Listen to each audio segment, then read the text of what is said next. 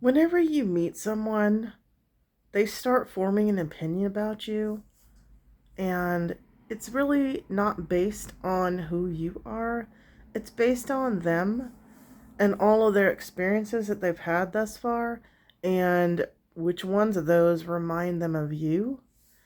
So, when you meet someone and you wonder if you're making a good impression, who cares? It's an impression that other people made that they're attributing to you. So when you think about it, nobody really knows anyone. You never really know anyone, no matter how much you think you do, because you can never really swap places with them and get into their consciousness and see who they are from the inside. What you're doing instead is making up all these attributes, these assumptions. Some of them are based on the behavior that you see from that person, what they say and what they do, the things that they like. But who they really are is a product of you, your imagination, and you building a personality for them based on everybody else that has ever reminded you of that person. It's like you have a database where you categorize everybody that you meet, and everybody has to fit into a certain box so that you can understand them. Um, the thing is, when you think about it, you shouldn't take anything personally that anybody thinks about you, or that anybody says about you, or that anybody does to you, because it's not really personal, because they don't even know you. The real you is really only known by you. If you get lucky, you might find a couple of people in the world that actually understand who you really, really are. Um, it's going to be rare. You might find a family member rarely. You might find a twin flame. That's going to be the one that understands you the most because they are your same soul split into a different body.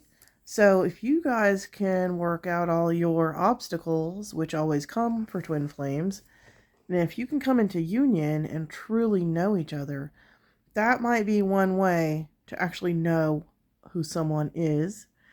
A soulmate might be a way to know who someone is if you're very close. But for the rest of us, everybody is walking around with some opinion about everybody else that's wrong. And it's all based on the fact that you're filling in the gaps about the things you don't know about them by just using information that's floating around in your memory from similar people who did similar things. So basically, there's just these templates that people use, and they're like, well, and subconsciously they're doing it. They don't even know they're doing it, but they're thinking subconsciously, this person reminds me of that one that flew off the handle last summer and never really got here on time. So they give you a personality. They give you um, an energy. They give you all these attributes in their own heads. Like, they may never tell you this, but every time you interact with them, they've written the play where you're the star and your character was made up of all the other people and circumstances that they've ever gone through, and maybe none of it is true. So don't take anything people say to be personal about you. It's not. Most people don't think too much about other people. They're too busy thinking about themselves and wondering what everybody's thinking about them. Um, and also, most people are spiritually asleep, which is not a criticism, but it is a fact that when a person is basically asleep, which means they have not had a spiritual awakening of any kind, and they're probably not looking for a spiritual awakening, because they're not looking at any of that.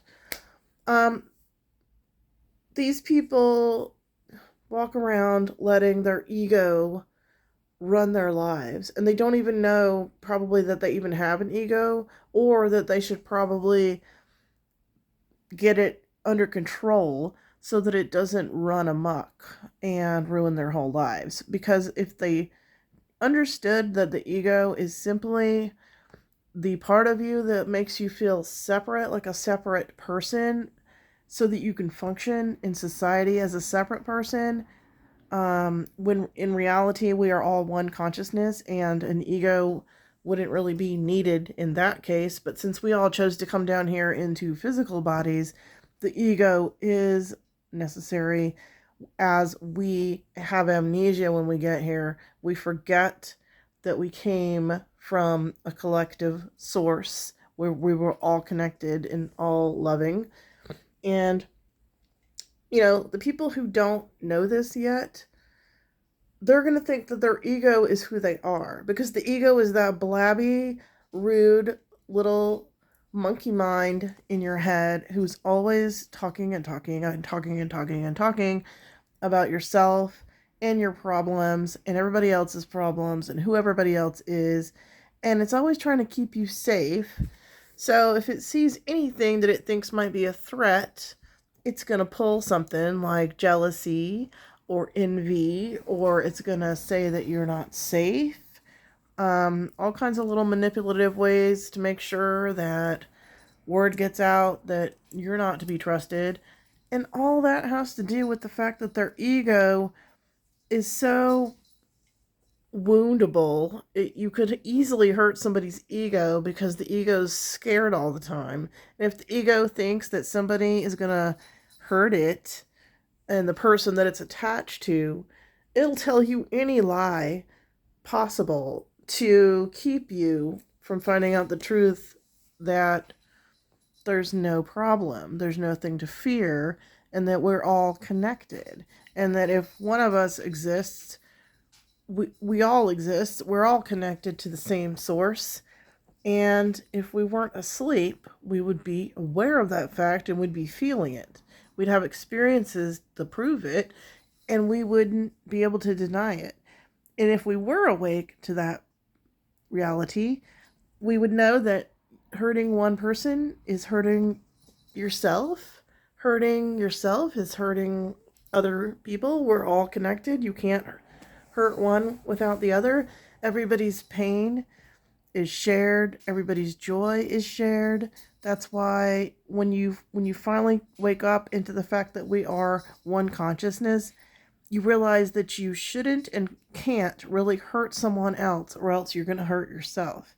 It doesn't make any sense when a collective that is connected like that, when some of their members are self-destructive, it hurts the other members, and it doesn't make any sense. So once you awaken to the compassion and the love that was your birthright before you came to Earth and got corrupted, if you awaken back into that state of compassion and love, and you realize that you're connected to your neighbor and the guy across the street and the guy that works at the gas station and, the girl on the corner who's just looking for a ride to the store, all of us are the same. An awakening means that you have awakened to the fact that we've always been the same. We came here to differentiate ourselves into separate people in bodies, simply to have separate experiences on Earth, because that's what Source Consciousness, our Creator, wanted to have.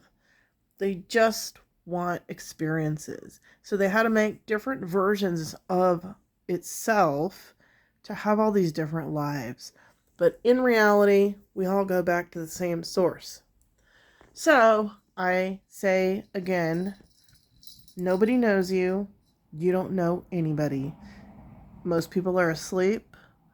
They don't know what they're saying. They're on autopilot. Their ego is running the show. And the ego will say anything to protect itself. So their viewpoints are skewed.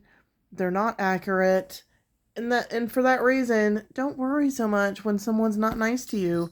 Don't get triggered and freak out every time somebody's rude. Just notice that they must be a fairly unhappy person, or else they wouldn't be saying those things, because happy people don't say hurtful things to people. So realize that they are probably hurt themselves and they don't know how to get out of it. They might not even know that they need help. And they're probably spiritually asleep, which, is not their fault, because not everybody spiritually awakens. You can't fault people and judge people if they don't awaken. That's just not something that's nice to judge people for. We really shouldn't be judging anybody for anything. We're all doing the best that we can. So don't be offended when somebody thinks they know something about you and you know it's not true. Just laugh. It's just their perceptions. You don't know what other people's perceptions are. You can't control that.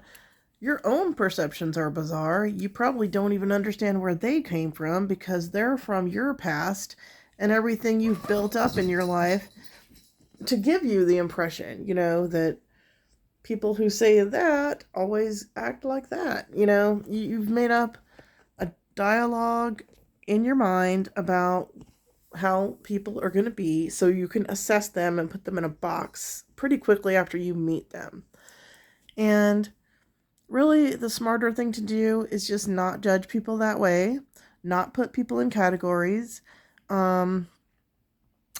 give them the benefit of the doubt, but also use your discernment. And if you're a psychic or an empath, go ahead and use your gut feeling and your intuition to tell you whether they are someone you would want to have around you or not, like for safety reasons. So, you need to cultivate some kind of discernment about how to choose who makes it into your life.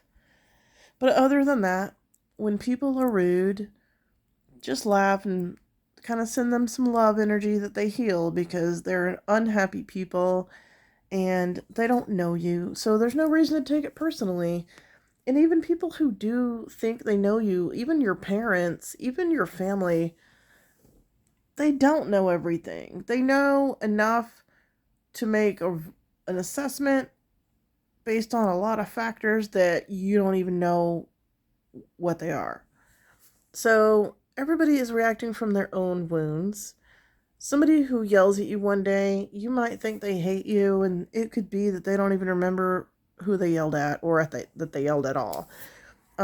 It's much more about what that person is going through in their personal lives that they project outward than it is about you. So you can't take that personally, because if that person who is in a bad mood just, lost a court case and lost their property, they're getting divorced, and then their kid is sick and something's going on with their dog, and this stuff has been going on for like 3 weeks, and they just snap and they say something rude to you, it's not personal. But on your end, you don't know any of that background information about them. So you hear it and you just think, wow, that's so mean. Why did they do that? And then it ruins your whole day, because you think that somebody hates you. When in reality, if somebody hated you, that shouldn't ruin your day either. I mean, I don't even know if I've ever met a person, maybe a few people, where if I found out they truly hated me, that I would actually care. There's a few people that I would hope loved me because I loved them, and I would hope that the people that I respect also respect me, because that's a nice feeling. But I don't have to have approval from other people, and you don't either. Be a good person and do your best and try to evolve and spiritually ascend to be the best version of yourself that you could possibly be. You'll be doing the absolute hardest work on this planet, but it'll be the most rewarding work, and it'll be actually something that you won't call work. And you won't worry so much what other people think, and you won't think that everybody hates you, and you'll realize that none of this is personal. None of this is personal. It's not even real. This reality is co-created by us. There's a subjective reality and an objective reality that we are co-creating here as a species with our creator source. And you know, the objective reality is the one that has been agreed upon by the collective. That one is not really changeable on the small scheme, but the subjective reality that we all have can totally be changed with our intentions and our actions and our beliefs and our thoughts. The energy of reality is not solid, and all of us are working with senses that are faulty because they're only the 3D senses, so they only sense things that are discernible in the physical realm, when it turns out we have all these senses that are there to capture the spirit realm, and those are the psychic senses, or the clairs, like clairaudience and clairvoyance. Those are just as real, but because they deal with largely invisible and intangible interactions, they are seen as, I mean, basically in Western culture, they're just seen as not non-existent. But a lot of us know that that's not true. So when you realize how different reality is than what you thought it was when you were younger, you'll realize the 3D is not as important as you thought it was. The 5D, where our loved ones go after they physically die, is just as important as this. We can interact between the two dimensions, and that we're all having simultaneous lives that really have no past, present, and future, because it's all happening now. And it's only our perception that makes it feel like something's in the past or that something hasn't happened yet, when in reality, it's all there. That's why you can pick up information about past lives and future lives and other places, other dimensions, and that's why you can have a relationship with someone in another dimension across the veil, because it's just a vibration and it's all happening at the same time. Since our physical bodies don't die, we don't die. It's just the physical part that dies, and you already knew that was going to happen at some point. It wears out like a machine. But the spirit and the soul inside of us, that part doesn't wear out. It's a piece of source consciousness. And it goes back into a form of source consciousness when the body dies. But that spirit and that soul is still a person with a personality.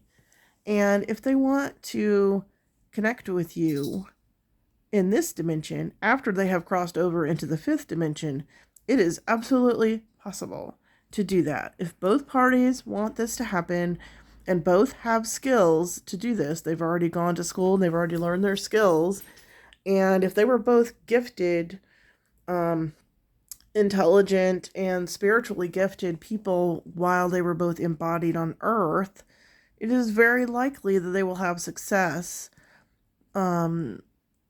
continuing their communication and their relationship across the veil and expanding it into something that is beyond most humans' comprehension. So there you go. I just described why nothing matters. You shouldn't care what other people think, but you should be the best version of yourself that you can, so that you can have a high vibration and ascend spiritually, learn all your lessons that you came here to learn on Earth.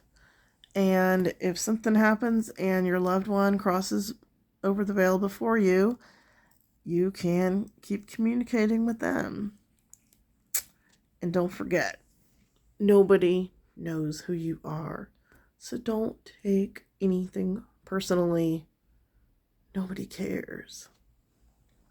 It's liberating.